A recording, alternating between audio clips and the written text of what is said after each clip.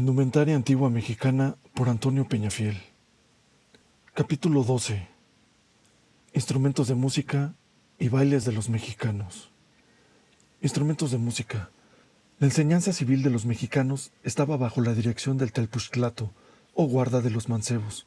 La escuela se llamaba Telpuxcali, que significa casa de jóvenes, derivado de Cali, casa, y Telpuxtli, joven. Estas escuelas estaban destinadas a la enseñanza civil de la clase media. Cada barrio tenía 10 o 15 de esta clase. Estaban anexas a los templos. Eran especies de internados en que vivían en comunidad, pero separados los jóvenes de uno y de otro sexo. La escuela especial para canto llevaba el nombre de Chicacalco, escuela o casa de canto, derivado de Cuicatl, canto o música, la cual era lo mismo para los mexicanos, pues su música principal era el canto acompañado de imperfectos instrumentos. Tlatelolco tenía una sala de cantores mexicanos y tlatelolcas, llamada Mixcoacali, casa de Mixcoatl, deidad de la casa. La música de guerra se componía de caracoles marinos con los cuales se daban los toques de alarma, acometida, etc.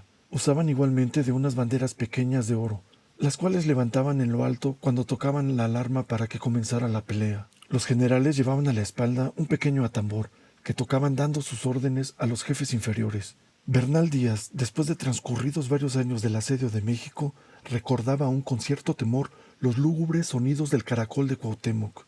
Orozco y Berra, tomo 1, capítulo 2.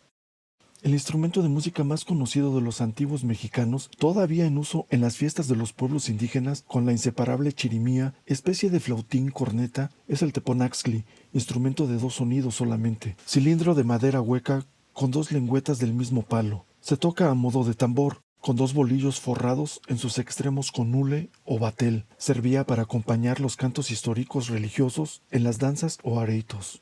Tecomapiloa era otra especie de teponaxtli que tenía una sola abertura por arriba y otra por debajo. Se tocaba como tambor y se llevaba colgado bajo el brazo. La palabra significa el modo de llevarlo. Se deriva de tecomatl, vasija, y de piloa, colgar. Los ejemplares más notables de teponaxtli son el mixteco del señor Arístedes Martel, que va de las láminas de oro de esta obra, 2 del Museo Nacional, de los cuales uno tiene un tonatiuh o calendario azteca. El célebre, originario de Tlaxcala, conocido así aunque sin antecedente histórico auténtico, sin embargo, realmente perteneció a la célebre república, porque la figura humana que representa, con piernas y brazos doblados sobre el cuerpo, lleva un tocado que se puede ver en las figuras de los personajes del lienzo de Tlaxcala. Por último, el de Tula, que he publicado en los monumentos del arte mexicano antiguo. En estos 2 últimos hay una como tajadera o como los cobres de Oaxaca, que lleva al de Tlaxcala en la cintura y en la mano la deidad del canto en el de Tula. El teponaxtli de Tlaxcala se ha fundido en bronce en el monumento de Cuauhtémoc, que se encuentra en la calzada de la Reforma en la Ciudad de México. Su longitud es de 62 centímetros y su diámetro de 15 centímetros. Los 2 que hemos señalado del museo tienen 32 centímetros de largo y 10 centímetros de diámetro. Las figuras más visibles del frente son las del sol o tonatiuh, con una forma humana en el centro, sentada en cuclillas y con los arreos de una deidad. El segundo lleva la fantástica figura de Tezcatlipoca, bajo la forma de tigre y de águila. Chicahuanastli, cuernos de venado aserrados como dientes de perro, dice Tezosomoc, y en otro lugar, instrumento músico de cuerno de venado, pero hueco y aserrado, como caracol, que hacían sonar muy triste. La palabra parece derivada del adjetivo chicahuac, firme, fuerte y también antiguo. Los que conozco son fabricados en hueso, se tocaban con otro o con un caracol. O michicahuastli, hecho de hueso que producía sonido igual al anterior, tal vez de madera, por medio del frotamiento de un objeto duro, de hueso, o por medio de un caracol. Publicamos el del Museo Nacional de México tallado en una costilla fósil, en forma de serpiente. Existen otros 2 en Europa, ambos labrados en fémur humano, uno en París y otro en el Museo Prehistórico de Roma, que lleva pendiente de una cadenita un caracol con que produce sonidos. Las radicales de la palabra omichicahuastli son omitl, hueso, y chicahuac, que es lo mismo que chicactic, cosa recia y fuerte. Texistli, bocina de caracol grande, usada en el combate a guisa de corneta. Temible fue para los conquistadores durante el sitio de México el ronco sonido del caracol de Cuauhtémoc. Dice Tezosomo que ese caracol grande o bocina de hueso blanco atemorizaba las carnes al que lo oía. Este caracol grande que servía de bocina o de corneta se llamaba Texistli o Atecocoli. Caracol de agua, de atl, agua, y de tecocoli, carga de piedra.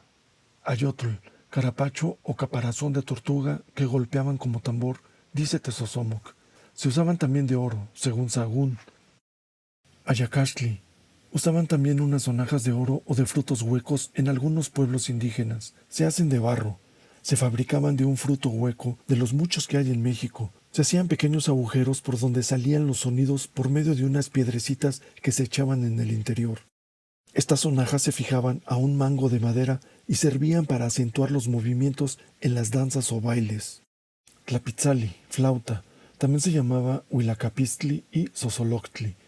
Tlapitzali se deriva de pizza, soplar, huilacapistli de huilacapitzoa, tocar de flauta, zosoloctli de zozoloca, zumbar. Estos instrumentos que todavía se llegan a encontrar en las excavaciones son de barro.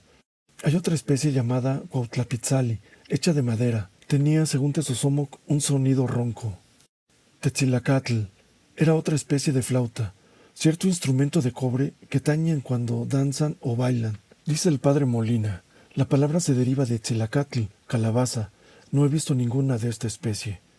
Propiamente estos instrumentos no pueden considerarse como flautas, sino como clarinetes, en atención a la forma de su embocadura. El más original que he visto de esta clase, perteneciente a la colección del señor Martel, es una cabecita de barro del tamaño de una manzana, que con sus agujeros produce una escala casi completa. Tototlapitzalistli, reclamos para pájaros, llamados también totonotzalistli. A la clase anterior de instrumentos pertenecen una especie de silbatos y otros que llevan figurada la cabeza de la lechuza, llamada chicuali o chichtli, cuyos graznidos imitan admirablemente. En un libro que se titula Las glorias de Querétaro, se mencionan unas guitarras de armadillos como instrumentos músicos de los indios, pero no he encontrado comprobación de tales acertos. Huehuetl, tlapan huehuetl, tambor, atabal, se compone, según el señor Orozco Iberra, de un armazón cilíndrico de madera de unos 2 pies de diámetro y 5 de alto. La cara inferior libre tiene 3 o 4 varillas gruesas de poca altura que sirven para sustentarlo. En la cara superior lleva tirante una piel curtida de venado. Según el parche está más o menos tirante, produce el son más o menos grave. Se tocaba hiriendo la piel con los dedos o las manos, o bien con gruesos bolillos cuyo extremo estaba cubierto con una pelota de uji. Se oyen desde bien lejos los roncos y lúgubres sonidos de este tambor. Los 3 que yo conozco son el del Museo Nacional, ya publicado en mi citada obra de los monumentos del arte mexicano antiguo, y 2 del Estado de México. El que se publica en la lámina 158 de esta obra está hoy en el Museo de Toluca. Está primorosamente tallado y las figuras son de un gusto verdaderamente artístico. Están ahí grabados la figura de Nahuiolin y guerreros Cuautli y Ocelotl. Fue encontrado en Malinalco, lugar perteneciente al distrito de Tenancingo del Segundo, que es de propiedad particular. Solo he visto las fotografías. Está también perfectamente tallado, con figuras de águilas y adornos meándricos. Es de Tenango del Valle, perteneciente también al mismo estado de México. La palabra panhuehuetl se deriva de huehue, viejo, y tlapantli, terraza, el viejo de la terraza. Yopihuehuetl o yupihuehuetl, tambor de alegría con que se daba la señal de combate por el rey, pequeño tambor de Moctezuma II, que era del tamaño ni más ni menos como el que traían los bailadores del palo. Coahuilecatzoque de Coahuilecatzoa, jugar o traer el palo en los pies. En la lámina 187, correspondiente al traje de Nezahualcóyotl, puede verse la forma de este tamborcito de oro que llevan los reyes al combate y con el cual daban la señal de la batalla. Yopi, Xipe o Totec, era la misma deidad de la guerra, que tenía, entre otros, como carácter principal el vestido de una piel humana ajustada al cuerpo. La palabra Yopi parece de origen coixca, del estado actual de Guerrero. Las otras 2 son mexicanas. Xipe era el dios de la guerra, el patrón de los plateros, la terrible deidad que presidía los sacrificios humanos de la sangrienta fiesta Tlacaxipehualistli.